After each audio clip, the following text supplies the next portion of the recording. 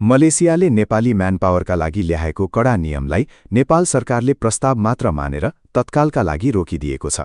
अब मलेसिया जान चाहने हजारौं नेपाली श्रमिकको भविष्य र म्यानपावर कम्पनीको अवस्था के हुन्छ भन्ने विषयमा ठूलो चासो बढेको छ। मलेसियाले 10 बुँदे कडा मापदण्ड पठाएको थियो, तर नेपालले यसलाई अन्तिम निर्णय नमानेर कूटनीतिक संवादबाट टुङ्ग्याउने निर्णय गरेको छ। प्रधानमन्त्री र मन्त्रीहरूको बैठकले नेपाली श्रमिक र व्यवसाय दुवैको हित हुने गरी द्विपक्षीय वार्ताबाट यो समस्या सुल्झाउने निष्कर्ष निकालेको हो। तपाईलाई जानकारी गरौं, मलेसियाले पठाएको नियमअनुसार म्यानपावर कम्पनीको लाइसेन्स 5 वर्ष पुरानो हुनुपर्ने।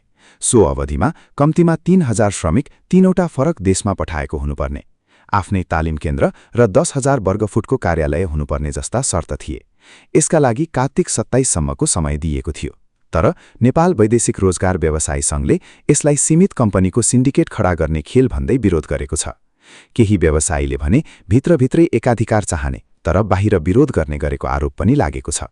श्रम विज्ञहरूले भने कामदारको हितलाई ध्यानमा राखेर संयुक्त प्राविधिक कार्य समिति मार्फत यो विवाद कूटनीतिक रूपमा सुल्झाउन दुवै सरकारलाई सुझाव दिएका छन्। समग्रमा भन्नुपर्दा मलेसियाको नयाँ कडा नियम तत्काल लागू नहुने भएको छ र दुई देशबीचको आपसी छलफलपछि मात्र यसको अन्तिम टुङ्गो लाग्नेछ। मलेसियाले प्रस्ताव गरेको यो कडा मापदण्ड कामदारको हितमा छ वा यसले सिन्डिकेट मात्र बढाउँछ जस्तो तपाईलाई लाग्छ? आफ्नो विचार कमेन्टमा लेख्नुहोला।